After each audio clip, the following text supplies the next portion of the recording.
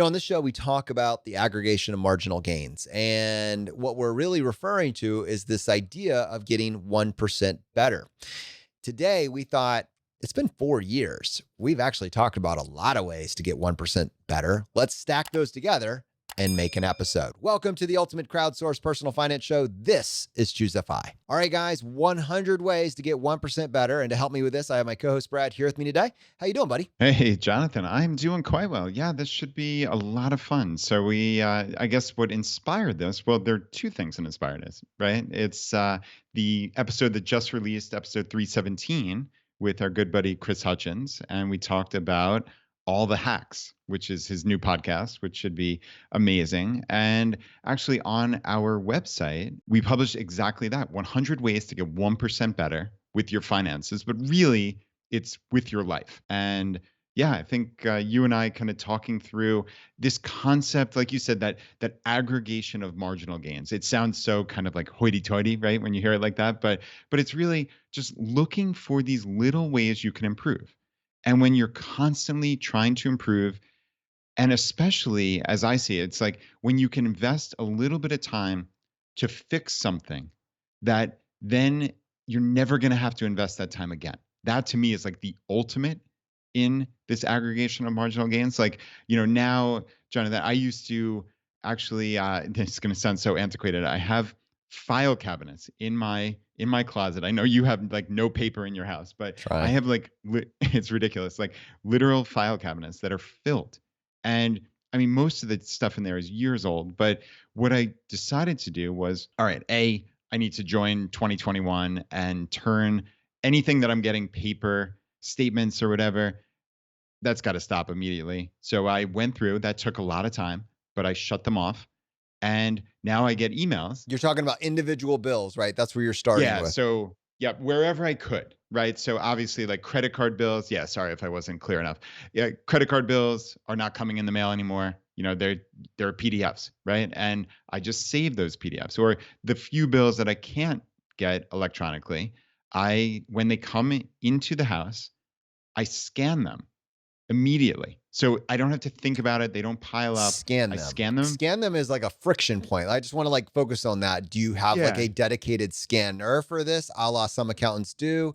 Is there like something that you came up with? Because for Ah, me, scanning is like, all right, how do I use the scanner? Does the software work on the gotcha, printer? gotcha, Like, gotcha. I'm curious about Yeah, that. no, for me it's on my printer, and I mean it takes 5 seconds, and the PDF file gets sent over to my computer, and then I have a main folder where everything is saved. And it's incredibly easy. Like I have a digital file cabinet basically. And what the cool aspect is, I then take that sheet of paper and put it immediately in my shredder bin. So it is gone. It's not lying around. We always joked about like, I want this oasis in my house. I want it like, I just don't want the psychic baggage of just seeing stuff lying around. So like, it feels so good to scan this thing and then just put it in the shredder bin. It's fantastic. So anyway, I'm sure somebody out there, but I'm sure you have a better, more high-tech version, but like, damn, this is really working for me. It's No, you awesome. give me too much credit. I wish I did. I'm getting buried, dude. I'm getting buried. Someone was actually telling me like about this one company, and I'll have to dig up the name. I'll come back to it later on in this episode, where you just bundle up all of your mail, or you take all your mail and you take a picture of it and send it to them. And specifically, you talked about the bills, right? So I'm talking more about the spam, the 12-week plum letter or whatever it is, where you get all the special deals for XYZ Yeah. shops. It's just that plasticky type paper that shows up. And they say you just take a picture of whatever that mailing is, and they go on your behalf and they go unenroll you from all those things. So I think it was like, I'm going to look it up, so don't hold me to this name, but something like Paper Karma, something along those lines. So you can have a company, and it's not a huge subscription fee. It is a SaaS, but, or I don't know if SaaS is the right word, but it is a subscription cost. But, I mean, you imagine at some point you could probably just like use it while you're getting rid of the stuff. And then once the stuff's gone, I don't know if you need to like maintain it for a lifetime. So, it would seem to me like some combination of dialing in your system for your bills, reducing the number you're getting, taking pictures of the ones you need, making it very easy to use the scanner, knowing how to use the scanner. And then on the other end of that, for the spam, I think there's some lists that you can go register, like do not mail register list type deals. We should look into that. That would be something. I don't know. And it does go to 1% better, right? I don't even know if this was on our ultimate article list. We might need to actually nail this. But how can I decrease the amount of time that I have to spend handling the stuff that enters my mailbox? Get that time back. It is worth something. Your time is worth something. And it's worth more than, $15 an hour even. It's that's like a minimum threshold. But let's not spend all of our time just trying to figure out how to get rid of spam. All right, dude. Well, I think that actually points us. If we mentioned the episode with Chris, I think we should come back to that for just a half second, because literally as soon as we finished the live call with Chris, he mentioned to us a massive one that was tailored specifically towards you, Brad. But really, our audience, I know, will love this one as well. It didn't make it into the episode. I wanted to go ahead and share it now. What is the last hack that we would want to add on to that episode with Chris? Yeah, this was a really cool one that Chris, we just didn't have time to mention in the last episode. So as you said, it's built around your library, but it's for the digital books. So basically, there's this extension that Chris uses, and it's literally at libraryextension.com, and it allows you to see the book availability from your local library. I have not installed this yet, but Chris showed us a screenshot of it, and it was really cool. So Chris lives in the Bay Area, and he was just shopping around, showing us on the screen at Amazon.com, and he was on just some random ebook, and this extension added on that said San Francisco Public Library, copies available, and there was a check mark, and then it just said borrow or place a hold. And I mean, it was amazing. Like it overlaid on top of Amazon.com. So I don't know about you, Jonathan, but yeah, I've been, especially this past year, just rocking the ebooks on my Kindle. And it's kind of annoying to go to whatever it is, Overdrive or Libby, and you just like randomly looking for books, and it seems like invariably everything's a wait list or hold, whatever. But it's pretty cool to just have that availability at Amazon.com and just see it at a glance, like book by book. It was really cool, right? I mean, literally, as you're about to maybe purchase a book on Amazon, you just notice that there's a copy available at your local library. Like, that's a game changer.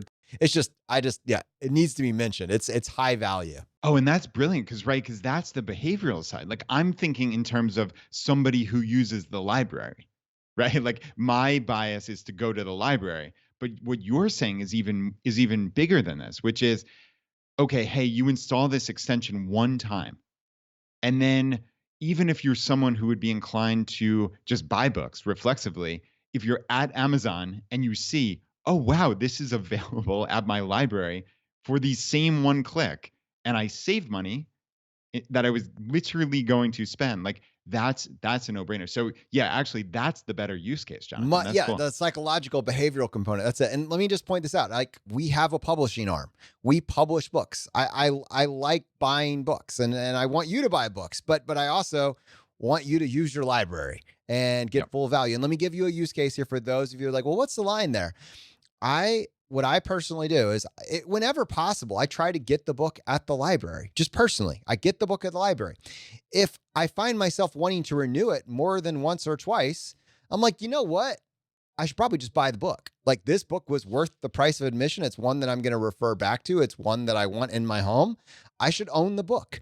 And that would be a use case. So whenever possible, use your library. And to make it easier to get in front of your own, kind of Amazon behavioral analysis charts, just have the extension logged. You're about to buy. Just notice it's right there. Oh, my library has it. Maybe I'll just try there first. And if it tells you it's a 45-week hold, okay, well, maybe we'll just go and buy it. But let's start there. Let's see what happens. I mean, that's big though, dude. I think that is one. We wanted to start with that one because it was tied to our All the Hacks episode, but two, it kind of gets us thinking about the library again. Ours reopened and we were able to go back. Yeah. It's pretty cool. Yeah, it's funny. Laura, actually, my wife Laura visited our local library a couple times this past week. So yeah, it's nice. That was pretty much like the last thing that I'd seen that had not reopened after COVID. So yeah, that was kind of cool.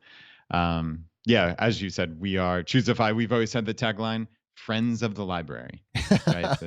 That is a massive savings each year. All right. So we're going to go through these lists. We're just going to pick a few of the items because they spark some conversations. Highly encourage you to go check out the full list, 100 reasons. It might be 100 and growing, but 100 ways to get 1% better. So, Brad, how can they access that article if they want to just get the full list? There will be a link in the show notes, but can we give them a direct URL as well? Yeah, you bet. And just for anybody who doesn't know, basically how we do the show notes is just you go to our website, choosefi.com/, and then just the episode number. So this episode is 318. So you just choosefi.com/318, and that works for our entire catalog. So back to, the initial episodes 001, that'll take you there. So that's really the easiest. But yeah, to your point, Jonathan, we did set up a short code just for this particular article. So choosefi.com/1%. So that's one, the number one, and then write out the word percent. So choosefi.com/1%.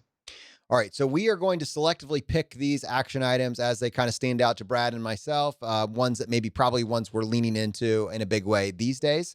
But you should, you might have a different priority list than us, so don't limit yourself to what we talk about on this show. I'm going to start, Brad, with number 3. You can jump ahead of me if you want to. Reading or listening to, because it's related, reading or listening to one new finance or investing book each month. Now, I want to expand outside of that. I would actually change this slightly. I would just say, reading or listening to one nonfiction book each month, one book that improves you in some way. So nonfiction isn't, it could be a fiction book, but it's one that it scales your knowledge base. It scales the information that you have to work with in some way. So is it investing? Is it personal finance? Is it development, self-development? And I would even scale outside of a book. And I would say, it could be a course on Skillshare or Udemy or something else. It could be a YouTube tutorial where you're learning something new, something that scales your knowledge base, but something you could point back to and you could say, I have a better understanding of how the world works now than I did even 1 month ago. And I attribute that to,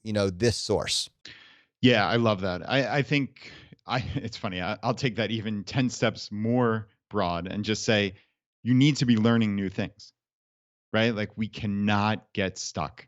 So I think that's one of the beautiful things about our FI mindset, right? And the whole community that we have here is we are people who like to learn. We are never getting stuck on that's the way you do it or that's the way I've always done it or some other nonsense. It's you need to learn. And the best way to do that, I mean, just there's so many free resources. Jonathan, like you said, obviously YouTube jumps to mind. I suspect that's on this list somewhere, but you can learn essentially anything you need in the entire world on YouTube. We talked about the library. There are free courses, the MOOCs, what are they? The massively open online courses, whatever they stand for. There's Khan Academy. There's, like you said, sure, personal finance books are great, but you kind of run to the end of that pretty quickly. But you can then get into psychology, like why do humans work? Like why do we work the way we work, right? Like what makes us tick? That I've found is a never-ending well of information, and it just helps you get better as a person when you can spot your own biases and blind spots. So yeah, I think very broadly is never stop learning. And Jonathan, that kind of ties into number 4 here on the list, which is learn a new skill, right? Like that's something near and dear to your heart. And I mean, that ties in both in terms of just learning something new in terms of, just background knowledge, but also then learning maybe a marketable skill or just something that interests you, right? Like it doesn't have to be something you're going to turn into a job necessarily, though it certainly might. Yeah, I think between both of those combined, when you start to think about your life as this Venn diagram, and all of it should hopefully point to balance, right? But there's these different aspects of your life that you're trying to lean into with a little bit more of a priority at various points. That early on, it's like to get an education that will allow us to get a job. That's usually something that is, and so when we're talking about skills. You could pursue skills that will allow you to earn additional income to increase your earning potential.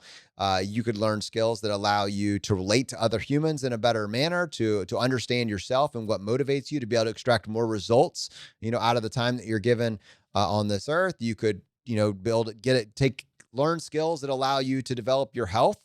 I know that's something that it's a lifetime to master, right? And so you need to, at varying points, really lean into that. There's so many different ways that you can take skills, but you should never get complacent. But there's there's kind of like a little line of delineation here. We're going to talk about this in a future episode because it's something that I'm still struggling with. because I think especially in the entrepreneur space, we look at complacency as a bad thing.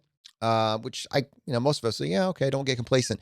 But I think sometimes we lose sight of also the other half of that, which is content, and so sometimes being content can look like complacency. And I think it's important to kind of check ourselves to understand, are we happy with where we are? Do we, and what is it that drives us and what is our why? We'll talk about that. I think there's a whole episode around that I want to come back to in a future point. But I think that, you know, as creatures, we were born to do more than watch Netflix. We were born to do more than just consume. So if you are going to consume, let's consume with an eye towards how can we take the consumption of knowledge and turn that into creation down the road. And it doesn't have to be for income potential. It could be for your own fulfillment. But just, I think you'll get more value out of that long term than binge watching the HBO Max, archives, the Netflix archives, etc. Brad, did you want to add anything on there? Yeah, no, that covers it for learning a new skill. I'd say. I think some of these other. This is amazing.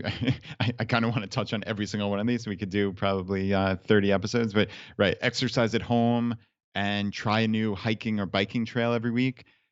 Get outside. Right, you can exercise and you can spend money for classes. And in fairness, I'm not knocking that. My wife and I are both members at CrossFit, and we love it, but we also exercise at home. We also love to get outside. We actually just took a little vacation a couple weeks ago, and Jonathan did this really cool bicycle tour, kind of like down this mountain. It was in Southwest Virginia. It was amazing. It was called the Virginia Creeper Trail. It was one of like the single coolest family vacations we've ever had. It was just being out in nature, right? And it was really really neat. Like there's just so much to be said for just mixing it up, right? Doing something different. So yeah, I mean, there's a never ending, again, going back to YouTube, right? Like there's a never ending stream of free exercise classes. You could take classes from world class experts and everything from strength training to yoga to meditation to whatever, right? Like easily for free on YouTube. So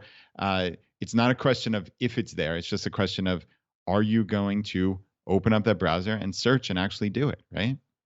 I love it. I have, and your adventure, by the way, we put that on our list as well. We wanna like, oh, you sparked the idea. All right, we're not letting that one go. Let's go lock that down. It sounded absolutely Nice. fantastic. There are so many on this list, dude. I don't think we can mention every single one. And they're actually, all of them are really good. Like these are not throwaway ideas. All of these are like, oh yeah, each one of them sparks its own level of, let's dive a little bit deeper. But I think, you just mentioned hiking and biking. There are other things that you can do in your community, and there's some suggestions here. And, I think one great way of how can I get more involved in my community and how can I look at my community through maybe a FI lens is make sure you're aware of your local ChooseFI group and what's going on there. Now, COVID's been a very interesting time for all of us, but we're coming through this, and community is going to mean more now than ever. So do your part to invest in your local community and you'll reap the rewards for decades. It's truly phenomenal. If you want to access, or you want to find out more about the local groups in your area, just go to choosefi.com/local. Let's go ahead and move into this next category. It's really more focused on your finances, but I think it's going to be applicable for many people that are maybe new to the financial independence path, and that is dealing with debt. Where I don't have the luxury of really thinking about the other side. I'm still buried in debt right now, and I just found this. What do my 1% actions, my 1% improvements, what should I be considering? So, Brad, I'll let you start. Yeah. I mean, I think for me, if you're in debt, I think this actually comes back to the very first action you should take when you first find the concept of FI, which is you got to sit down and you have to be honest with yourself, right? You need to say, like, where am I today? Right. And it's not beating yourself up about things in the past, but it's about taking action to make yourself better, right? Truly that 1% better. So it's all right, what do I owe? Who do I owe? How much do I owe? What does my current like income statement look like, right? How much am I making and how much am I spending every month? If that's negative, if that's in the red, you've got an emergency on your hands, right? And you need to fix that. And that kind of goes hand in hand with stop using your credit cards, right? Like we are not the anti-credit card place here. Obviously, Jonathan, we talk one of our major kind of life strategies is using travel rewards points that come from credit cards, but that's for people who have a handle on it, right? Clearly, that's a totally different ballgame. But for people who are in debt and continue to shovel themselves deeper, right? Like, you need to stop. You need to stop using your credit cards. You need to figure out, hey, what does this look like? What do I have to do? What can I do this month to cut some expenses? Maybe earn some more money. How can I get at least to a point where I'm not adding to my debt? So I don't know. That to me is just like the overriding starting point here.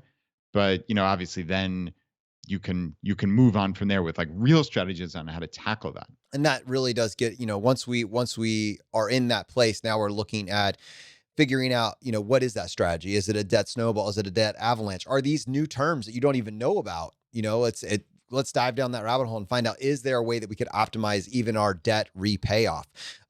And you could get even more complex and say, are there more advanced strategies? Like, I have a bunch of credit card debt that's very high interest. Are there any, credit card zero balance transfer strategies out there that I could layer on top of this? You probably wouldn't start there. You're going to start with, what is my debt? How long will it take me to pay it off? How should I approach this? But this is something, Brad, maybe you could think about that episode that we did with the debt free guys, where they really talked about that additional complexity as another layer to this. So I'll let you come back to that. But even all of that implies that you're working with the credit system. And for many people that find themselves in this situation, they're coming from this hair on fire scenario. They have bad credit. So, credit, for better or worse, is something, it seems to be an operating structure for the world that we all live in. And those that have good credit tend to have access to better rates and prices throughout, all of their purchasing habits over time. So it would probably be in all of our best interest to understand, what is that score? How is it comprised? How can I improve it and get on a plan to improve your credit score? Yeah, the credit score is a big one. It really is. But yeah, like you said, you need to get to that point of stability. And for a lot of people, the credit score that is going to increase over months and years. And it's just a matter of doing the right things, right? It's paying on time and in full every single month, never missing a payment. I think there's a lot of just unforced errors. It's, hey, I didn't make that payment on time because I was lazy, or I missed it, or I didn't have a system set up, right? I didn't have a system set up to auto pay this because, hey, maybe at that point I didn't have any money in the bank and I had to worry about, oh no, am I getting my paycheck on the 14th of the month and this credit card bill was due 2 days later, but maybe I got paid, like all these things. Like, when you're coming from a place of stability into strength financially, right? Then you can make decisions based on, hey, how can I make this easy? Right? At the heart of this, a lot of it is based on simplicity. How do I set up a system? Like, I'm never going to miss a credit card payment because I have it on auto pay. That is a one. Let's not, I mean, I don't see that on Yeah. this list. We should probably add it. That is a massive 1% improvement that's like locked and loaded once you do it. So I genuinely, Brad, because until we really discussed this, it wasn't on my radar as well, that I could literally check that button. It's not something that I think comes by default when you sign up for a card. Make sure people understand what that means practically and why they need to do that today. Yeah, and thanks. I'm sorry to gloss over that because yeah, it's not obvious. But you when you sign up for a credit card, let's say it's with American Express or Chase, I have a number of cards from them, and I just go into the payments area, and I'm able to set up an auto pay. And you log in, you put in your very securely, obviously put in your checking account information, and they just pull the money out on whatever the due date is for that credit card. And you can actually specify, like, let's say for instance, you were someone, I'm not advocating this, obviously. I'm advocating paying in full every month in a perfect world. But for people who can only pay the minimum or can only pay a certain amount, you can set up even the amount that you auto pay. I just click pay full statement balance, and that happens every month on the exact same date. And it is so easy to set up. It takes 5 minutes. And again, that's one of those things we say front load the sacrifice, right? Like, jokingly here, the sacrifice is 5 minutes to set this up, but you took that extra 5 minutes and you never have to think about it again. You never have to think about, oh, do I need to log in to pay this? Do I need to write a check and mail this off, right? Like, it's just done. So I think anytime you can set up a system, and that's certainly, Jonathan, that's a much larger point in terms of probably all of this 1% better. It's like, how can you set up systems so that you can't fail? right? Totally agree. That's a big one. And I think a lot of people, you could have that done today and you may never have had that before. It's just, it's do it. All right, we're going to move into emergency fund savings. And I want to actually change the term here slightly as we roll into it, because there is, yes, having an emergency fund or having access to funds that you can use for, things that life throws at you. But many people need to, like, many people are starting out, they don't even have $1,000 that doesn't have, 3 or 4 names attached to it of where it needs to go. And if you do not have $1,000 to your name, you don't need an emergency fund. You need a crisis fund. You need to have $1,000 that doesn't have a bill attached to it that you could draw on if you need it for something at a moment's notice. It's a huge priority. Now, once you have that $1,000, now maybe we start talking about having an emergency fund and where that emergency fund needs to be. And a couple strategies. Here's an interesting one. If this is your first year really getting started with us, most people that are just starting to pay attention to their finances are going to get a tax refund. And what an opportunity, instead of buying your next vacation, to use that to take care of the crisis fund and put something, into some investments, into some savings. And then here's how you can get 1% better. Do whatever you can not to get a tax refund the following year. And Brad, I'll give this back to you because I know as an accountant, this is something that, as a former accountant, this is something that just never made sense to you, and it seems to make sense to everybody else. So I'll let you stop here. Why would we want to not get a tax refund going forward? Yeah. Yeah, this is counterintuitive for a lot of people, right? Because for most people who can't save money, don't save money, the only kind of forced savings they have is that big tax refund that they get every year, a couple thousand bucks, whatever it may be. And it almost seems akin to free money, right? Like, oh, the government is just giving me money back. Here's my tax refund. It's this magical thing. But that's your money. That's your money that you have withheld from your paycheck every single paycheck or pay period for the entire year. And you've been using that. Basically, that's your tax withholding that offsets against whatever your tax liability is. That's the actual tax you owe. It's not that withholding, because just as a thought experiment, you could theoretically withhold 100% of your money, right? Like, that doesn't mean that's what you actually owe the government. That's just the amount that you decided to send them to hold on to offset against that money. So, long story short, you really don't want a big tax refund. That's not ideal at all, because what that means is the government has been holding that money for you for potentially over a year in some cases, right? From your, let's say, your January paycheck from the prior year all the way through April 15th, and you're not earning any interest on that. You're not doing anything productive with that. You're not investing in the stock market. You're not investing it wherever, right? Like, the opportunity cost of that is potentially big, right? So now, again, this is all predicated on,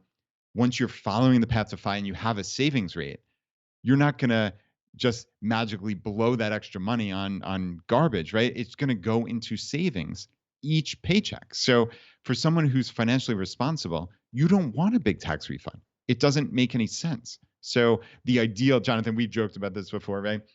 The ideal tax return is plus or minus $100. So either, can you get in that range of, I owe between 100 to getting a refund of 100? It's really, really, really hard to do. But If we ever had some sort of like gamification pathway to financial independence, like an app or something like that, it would be a place where you could self-report if you got inside that number, and there would be some gamification points on the other side, because that's serious, yeah, a pro level tip, as you start to progress through this journey. yeah. And it is hard to change your mindset on that. There's no question about it. But yeah, a tax refund is not your friend. It's just your money that you should have had all along. So don't think about it as free money. All right, we're going to move down categories here, and we're going to talk about home expenses. And Brad, I know this is one that I think you've actually added a little bit to your skill stack with your watching YouTube videos to do some home repairs. But I think all of us, there's some stuff that you're going to need a handyman to do. It's going to be outside your proficiency, likely, or you could learn it, but it's going to cost you a lot to learn it or to buy the tool to do it, et cetera. You know, but there's other stuff that you can do a lot, and it's probably a lot more than you can think. And it's probably worth just doing a couple searches for everything that you encounter on YouTube to just get a sense for what's actually involved. And you might actually go to this, mythical store that's out there called like Lowe's or Home Depot's, and just to see what stuff they actually have there and whether or not you could bring one item back and get it actually fixed with the benefit of a YouTube tutorial. Brad, I know we did one other episode where we talked about even if that one handyman project feels a little bit too far out there, we talked about the light bulb situation and how that is no one has an excuse for not being able to change a light bulb. It's more than a meme. Yeah, it is much more than a meme.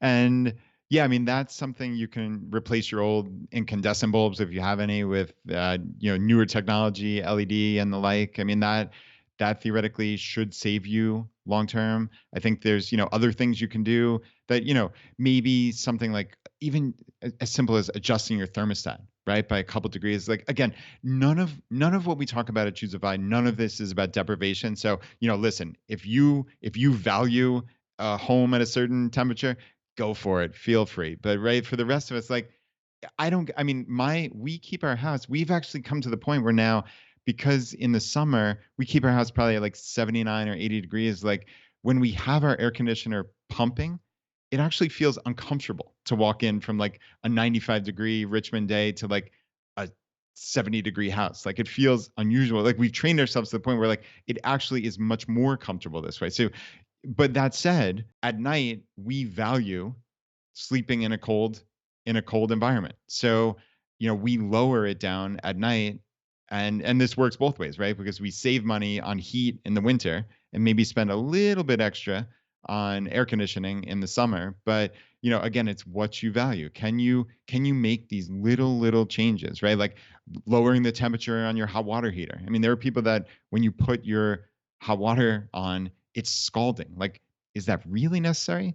No, I don't think so. I think it's actually beneficial to lower the temperature. So, is this going to make you wealthy overnight? No, it's not. But if you, again, Jonathan, it's about stacking these things, right? Like that's the whole point about the 1% better. It is kind of funny as you're talking about deprivation, or rather pushing the limits of what you can do with your AC. It reminded me of Tanya Hester from Our Next Life. And this was a fun thing that her and her husband did, was just like, they want to be wearing gloves before they go change the thermostat. And it's funny as that was, actually it reminded me of a kind of a meme, I guess you would say. I've pulled it up here for those of you that are watching the YouTube channel, but this is just a quick, easy fix that you could put on your thermostat. I'll run you through the flowchart analysis. Brad, can you see it on my screen? It might be, I'll read it. I got it. All right. So here it is. You got your old Honeywell thermostat and you got to post it on there. And here's the conditions that you have set for, those kids coming behind you that are thinking about changing it. Before turning the heat on, question number one, these are yes, no questions. Do you have socks on? Yes or no. Do you have a long sleeve shirt on? Yes or no. Do you have underwear or pants on? Yes or no.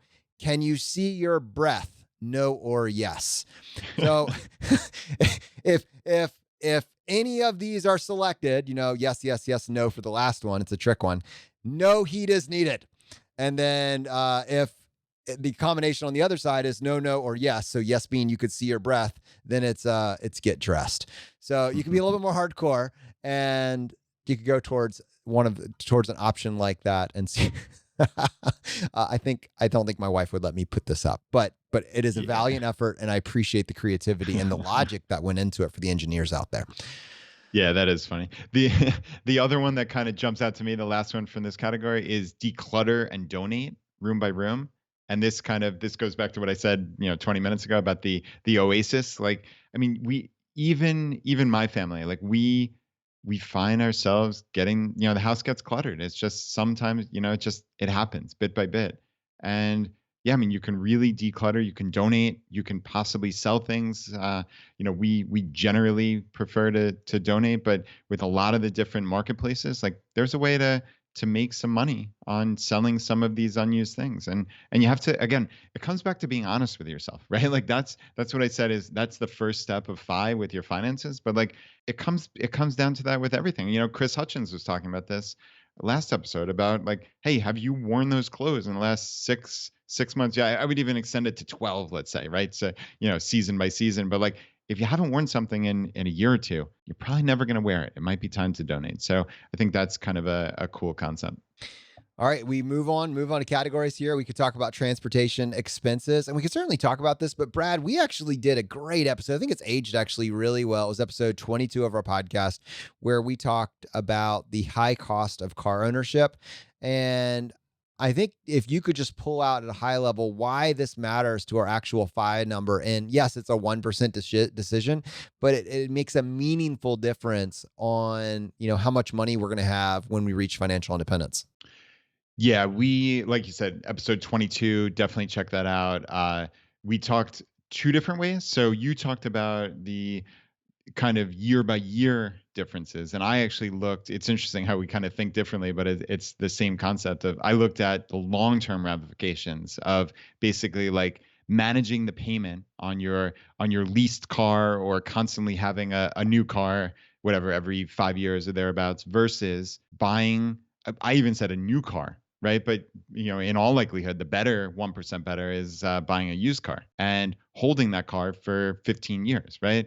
You have three of those cycles over, as ridiculous as it sounds, a 45-year period. I mean, the savings of that compounded when you're investing that difference. I mean, we actually said in that episode it was almost $750,000 over 45 years. $742,000 is how we estimated it. And that's one decision on your car. So that is probably the best example of why these 1%, these aggregation of marginal gains, why it all adds up. Imagine when you start doing multiple of these, somewhat substantial decisions, right? Like you save $300 or $400 a month on food. And I'm sure, Jonathan, that's on the list here, but right, like $300 or $400 a month on whatever, right? Like your housing situation or whatever it may be. Like you start stacking three, four, five of those things, you're literally talking multiple millions of dollars over your Yeah. lifetime just for decisions that you are not going to feel at all. That's the beautiful part about this. Yeah, I mean, if we make smarter decisions around our investing, we make smarter decisions around our tax optimization, we make smarter decisions around our transportation, and we optimize, I guess I'll go with our food budget right now. If we just kind of look at these big pillars and we just try to be a little bit better than average. We don't need to be the world's greatest at any one of them. We certainly don't need to push the lines of deprivation on any of them, but if we can just do better than average and not hemorrhage money in these categories, you're going to have millions more than your counterpart that's just kind of drifting through their financial life. That is not hyperbole. That's just compound interest working for you instead of against you. Yeah, and Jonathan, one other, talk about drifting through financial life. I know this is one thing that I'm guilty of. On this list here, number 33 is shop your car insurance rates every year. And I would extend this to shopping all of your insurance rates every year. I think this is one of those things that we just need to have as part of our yearly to-do tasks, right? Like I should have this in my to-doist list. I don't know, it's kind of criminal that I don't, but you would be shocked at how much money you can save. And I think it's funny. I keep extending these things, but it's amazing how this spins out because all of these concepts they're just so similar. Like we think that companies treat us well because we've been with them a long time. And it almost invariably works the opposite way, right? Like you get special teaser rates for your whatever, your cable, right? Or your cell phone or whatever it may be for being a new customer. So the companies aren't incentivizing you for staying, they're incentivizing you to come to them. So, and really what that means then is to leave your old company, right? So I think that's it's unfortunate that's how it works, but frankly that is how it works. That's how life is, so we need to be aware of that, right? So what you should be doing is you should be getting quotes. That might mean if you switch, as annoying as this is, once a year between, if you have it in your time, Verizon and Comcast, that's what we have, right? For our cable. It's annoying to switch every year, but I guarantee you're going to save 20 to 50%, right? And the same works more broadly with insurance. I find that you will be shocked at how much you can save, whether that's your car insurance, your homeowner's insurance, your term life insurance. And these policies, at the end of the day, they're all substantially similar. I'm sure, there are insurance agents listening who are going to get mad at me at that, but they're substantially similar. I won't say they're identical, but in most cases, you can do pretty well just doing this on price. Don't tell Verizon, but I would never leave Verizon to go to Comcast. Ever. Ever, ever. So if you're like, but I wouldn't really leave, you still need to go negotiate. And if you're not really willing to negotiate, that it makes you cringe to even think about it. There are services that will do this for you. Now they're going to take a little piece of the savings. That's how they make their money, but they will do it for you, and they will do it just when they know it's coming up. I'm thinking of companies like Trim. I think if you go to ChooseFI.com/trim, we have a whole article talking about them as a service, and they actually will negotiate these bills on your behalf. And then for the homeowners insurance, Brad is not using this one. I am. And I was shocked at how quick they gave me the rate and how inexpensive this rate was. I mean, we're living in the future here. They can do a lot of this stuff just using algorithms. Go to ChooseFI.com/lemonade if you want more information. Like I was in a pinch where the one insurance company was going to drop me because I was working from home. We're all working from home. Like seriously, they wanted to drop me because I was working from home. And so I needed insurance fast. And I went with ChooseFI. I went with Lemonade, and I was shocked at how good the deal was, how great the rate was. And their whole claim to fame is that they pay out faster than anyone else with like literally no friction. So between the amazing rate and the payout, it's probably worth checking out. ChooseFI.com/lemonade. Those are just a couple examples for those of you that was something that appealed to you and you know you're overdue on that. As we scroll through these, the next category that we were going to talk about was healthcare, and I think anybody's, oh, what do you got? Yeah. Oh yeah, we figured it out. We secretly have figured out healthcare, and all of you are on the one system, and Brad and I, we are just on this fast lane to happiness of healthcare inside the United States, and we've been holding out on you the entire time. We're joking because we're really crying inside. Like crying desperately. It's to the point, dude. You start wondering about these whole experiments where just like I think Mr. Money Mustache did it, where I'm just gonna go a couple years without health insurance and just see how it goes.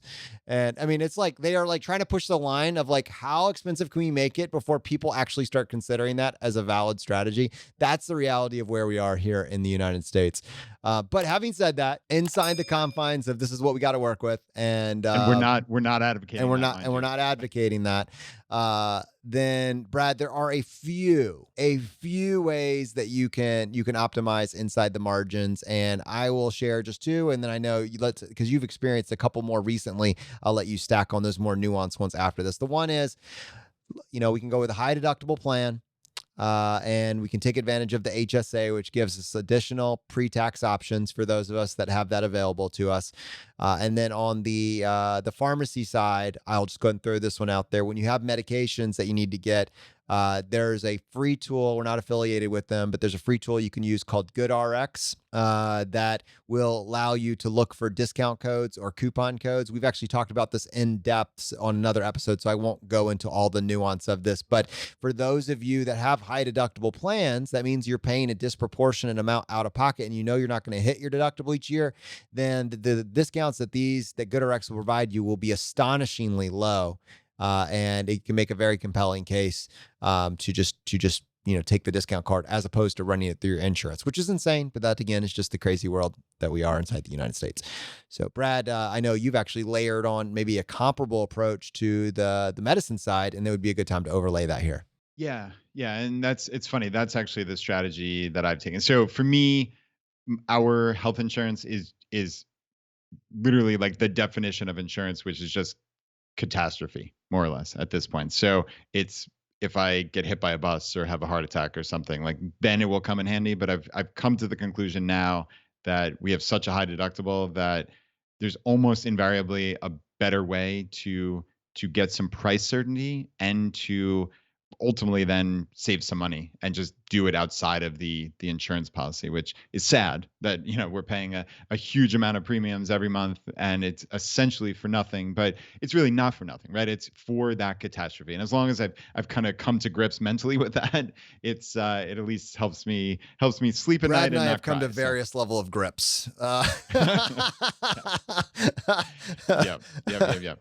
But what I have found, so just real quick, my because we can belabor this for hours, but so I've mentioned this probably 5 times on the last last month or two. I have not used this service, but I will the next time that I have any type of health issue that's not a catastrophe. Again, it's something that I can plan in advance. There's a website called mdsave.com that again it allows you to basically purchase with price certainty certain types of tests and procedures from reputable providers in your area. In a perfect world, that MD Save has doctors and facilities that they've worked with in your area. I think, Jonathan, for us, unfortunately, the closest is about an hour away, but still, I would have saved over $1,000 Wow. on a CT scan that I had a couple months ago, and I didn't know about MD Save. So, yeah, that unfortunately is $1,000 that is just burned in a fireplace, as far as I'm concerned. That I would still have in my bank account had I known about that. So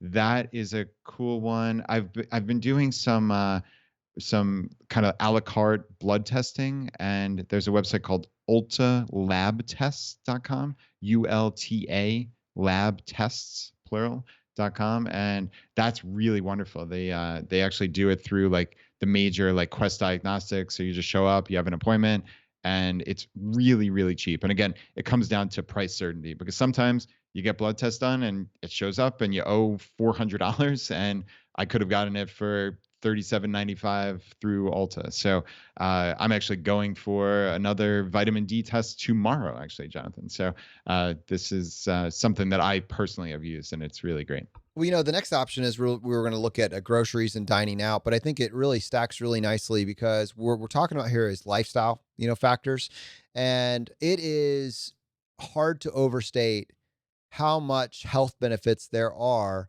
to you having more time to focus on exercise and the food choices that you're making. And I was actually just talking to a buddy of mine. He's a rheumatologist, and he was kind of belaboring or bemoaning the fact that he just doesn't have as much time to spend with his patients talking about lifestyle and diet factors and what was the root cause that they're actually seeing him. It's just not really built into the model. It's more, how is the treatment progressing. If you have the time to spend experimenting on your health, experimenting on the foods that promote a healthier lifestyle, experimenting on like how much exercise does your body need, I would say probably it's to me, I mean, I would say probably 80, 90% of, the treatments, the treatment modalities that we see out there would go so much farther if they're stacked on a healthy diet and lifestyle. I mean, maybe you could say as much as 100%, but for the sake of this conversation, we'll just say this is the 80-20. There are pre-existing conditions. There are genetic conditions. There are things that are unavoidable, but it is hard to overstate the power that slowly cleaning up your diet and lifestyle will have on your long-term health. It is the core foundation.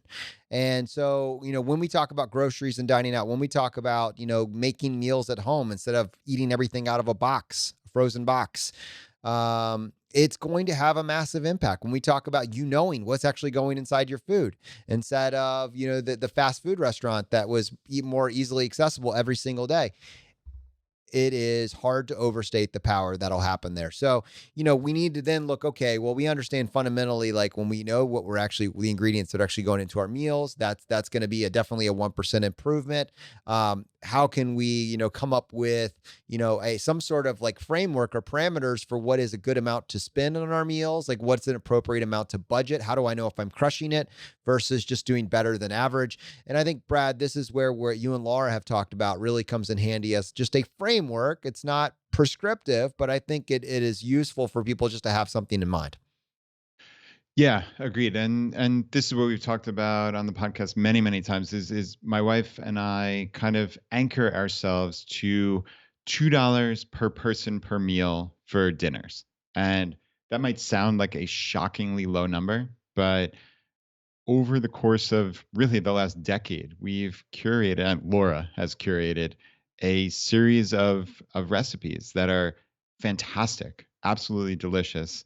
Certainly, I would say well above average on the health side, and are at or near that $2 per person per meal. So I think this is one of those like just major, as you said, Jonathan, major like force multipliers in life is you can get healthier, you can feel better, and you can save a boatload of money, right? We talked about the cars, right? Saving $300 or $400 a month can be three-quarters of a million over a 45-year period. I mean, most people can really cut out about $500 per month on their food budget just with applying a little intentionality. So we actually have a PDF download of 30 of these meals that Laura and I eat pretty much, this is our yearly meals, more or less. So ChooseFI.com/meals. And yeah, you can just get this nice PDF download, and yeah, let me know. Let me know if you eat any of these. So I get emails, Jonathan, all the time at feedback@choosefy.com with people who are like, "Oh, I had your chicken paprikash. It was the best thing I've ever made." And yeah, it's really cool. I would highly recommend that. So that is a major force multiplier. And yeah, just kind of last word on this health area is groceries and health. Jonathan, this is something like you're not speaking from a place on high. Like that's something you have talked here many times about how you struggle with your weight, and it seems like you're at a point now where like you are at that steady state, which is just really cool. So it's not about just making drastic changes necessarily. It's about putting systems in place that set you up for long-term success. And I think nothing can describe FI better than that more broadly, right? Setting up systems that set you up for long-term success. I would give, yeah, being on the path to FI all the credit for finally having the time to really find out about myself, understand myself a little bit better. And, what are the routines that were sending me to a dark place? And what are the systems that allow me to really be where I want to be at a particular point in time? All right, guys, I think we have covered, as many as we could fit into this episode. I want to give you just a couple more categories to think of to spark, some ideas here. And I would encourage you, just go to the show notes for this episode. And, or Brad, did we have a short link? I'm trying to remember. Was it ChooseFI.com/1% to see the Yeah. full article? ChooseFI.com/1%. That's the number one. And then percent PERCENT. It'll take you to the full episode. As you guys start to kind of map this out and think about what other kind of categories could we consider, there's certainly your clothing, there's your shopping and your services that you're using on a regular basis. We talked a little bit about how to negotiate things like internet, cell phone, and entertainment. A lot of things that you can do there. There's some stuff in the child care category. I know for those of you that are trying to look for ways to optimize, there's some really good ideas there. Travel and sightseeing, we talk about this all the time. In fact, we just talked about it this past episode, but I will say for those of you that want to learn how can I basically create for myself an extra, I don't know, $2,000 to $4,000 a year and just totally extra income that you can use tax-free to travel anywhere around the world, it's probably worth your time to find out about this. You could go check out ChooseFI.com/travel for our free course on how to do it. And Brad, we recently put together an episode really talking about some of the updated strategies right now. Do you have that episode number? Yeah, that was episode 311. So yeah, basically, for all of us, we're getting back into travel, and it really, if you haven't already, it's really time to start accumulating travel rewards points. And Jonathan, you and I have talked so many times how Chase Ultimate Rewards points are our absolute favorite. So highly recommend the Chase Sapphire Preferred card. And you can read our full review if you go to ChooseFI.com/CSP. That's CSP for Chase Sapphire Preferred. So yeah, that's a really great one. Yeah, I mean, travel, there's tons of ways to save money. So there's a great list here. Jonathan, some of these things we talked already, like you actually mentioned a minute ago, negotiate, right? Like that's one of those things that I think people need to really consider. And that one of the phrases that jump out to us is everything is negotiable, right? It never hurts to ask. Like, again, I actually, I was talking about healthcare before. I went up having everything's fine, by the way. I'm perfectly healthy, but I had a routine procedure, but unfortunately, it was an expensive routine procedure, and I actually just asked, "Hey, is there a pay in full discount?" And they said because it was slightly over $1,000, so because it was over $1,000, I got a 30% discount, Jonathan. So I was literally going to pay the full amount with my credit card, but I just asked that simple question and they gave me 30% off. So I That's got, amazing. right. You And, you were going in to pay it, and then they were like, "If I pay it, can you give me a discount?" No, no, yes, no. literally was going to pay. So, there's lots of things that we just need to rethink, right? Like we've talked about cell phones. Cell phones are another just super simple one that you can save a boatload of money on, right? Like a lot of people are still, even in 2021, are paying $100 a month for the unlimited package of everything. Like, I mean, I pay $15 a month on my cell phone. There's Mint Mobile, there's Republic Wireless, there's other comparable different companies. I mean, there's no excuse to be paying $80 to $100 a month anymore on your cell phone. So, I mean, it's just thinking a little bit differently. It's just looking for what are the new options, not, oh, this is what I've done for the last 10 years, right? Like you just need to scrutinize. And it doesn't mean it's hard. It doesn't mean you have to waste a lot of time, but like these are really high value changes. Couldn't agree more. And saving money puts more money in your pocket. The other thing that puts more money in your pocket is earning more money. And the last kind of category, and we have so many kind of suggestions to spark that rabbit hole here on this article. It's worth looking into. I mean, there's never been really an easier time to just start a side hustle or start an income producing opportunity with very little risk. So whether we're talking about salary negotiation, whether we're looking at pivoting into a new industry, using a new skill that we've learned, or whether we're looking at our investments, how do I optimize my investments, reduce fees, etc. These are all worth your times and they all count. So Brad does this bi-weekly every single week where he's asking for the action that you've taken. Wouldn't it be cool if you use the next 52 weeks to talk about how you got 1% better and maybe use this article as an opportunity to spark the idea and then take action on that idea. So Brad, I just mentioned your newsletter. We'll just round up this episode with that. How can they find out more about that and what should they expect if they do? Yeah, so every Tuesday I put out the Fi Weekly, and it's really like the most fun thing I do all week. It's just like this, hey, what's been going on? What have I come across that's interesting that I think will be useful for the community?